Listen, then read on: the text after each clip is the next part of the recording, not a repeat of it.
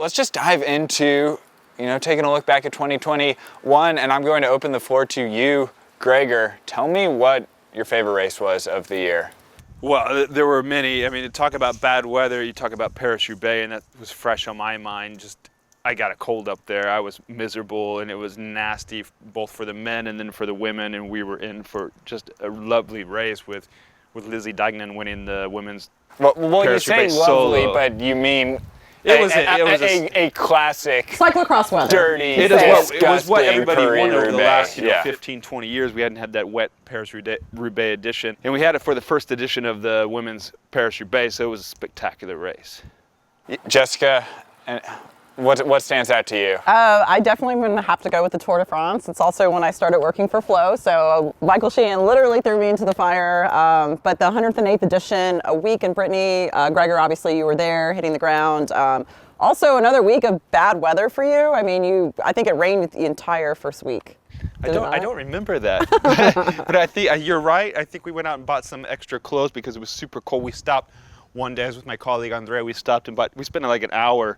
I bought a couple extra pairs of pants, and you're right, that first week up there in Brittany was cold, and what a first stage win by Julian Alaphilippe, winning there in the World Championships jersey on that little uphill stage. I think it's Pontivy, and then the next day we had Van der Poel smashing it and getting the yellow jersey on the Mur de Bretagne. I mean, the Tour de France had so many good memories. We could spend the whole show talking about that, and that was a great race, Michael.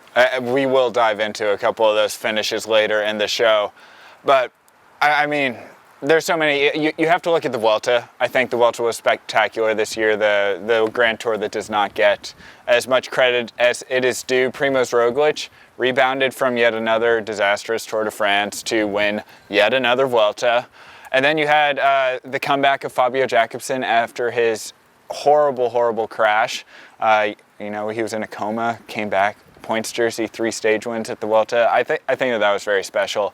For me, though, on a personal note, working at Flo, the event that had me the most excited out of all of 2021, you were not at. Probably the only race that Flo broadcast that you didn't go to was Unbound Gravel, because the hustle that went into making that broadcast come to life this year was otherworldly. Essentially, FloBikes and Lifetime got together 8 weeks before the race and said, we have a crazy idea, let's try to broadcast it. And usually these plans are laid a year in advance, and a year in advance is late notice, and we were working, we didn't even have anything official, an official announcement or anything until, less than a month out. So while Unbound Gravel wasn't necessarily the sleekest, most, up to snuff production that we have in our dreams and our vision, seeing that come to life, the very first gravel broadcast, was incredibly special. And I mean, what a race that it was, with the sprint finish between Pete Stetina and Lawrence Ten Dam after 206 miles coming into Emporia, Kansas.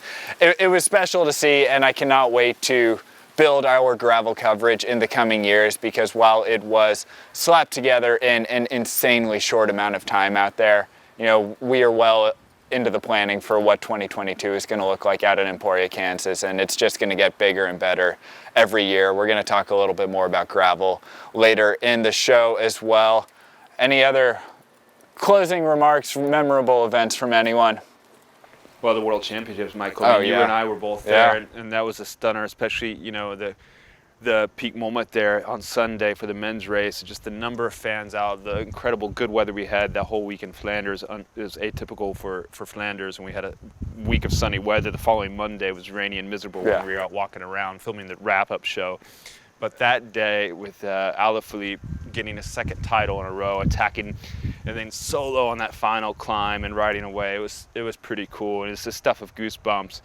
And the Belgian fans, I mean, they were great, even if their team blew the race. It was a great day out, and the Belgian fans were just what everybody expected in Flanders. So it was a beautiful race.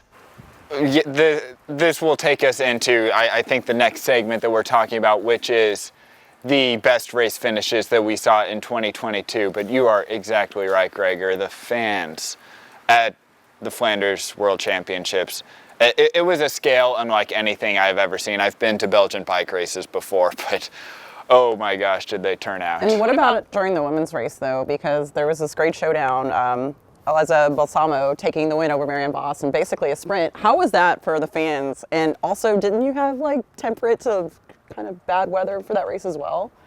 Yeah, well, I think essentially what we saw at the World Championships in the elite races especially were two surprise upset victories. The favorite teams in the men's, the Belgians, were the clear favorite strong team, and the women's, the Dutch powerhouse team. They both crumbled, and that gave way to, surprising winners. And both of those races finished in what, in my opinion, were, it's hard because we have so many. I have a whole list that I want to get into, but those were definitely two of the most spectacular finishes I've ever seen.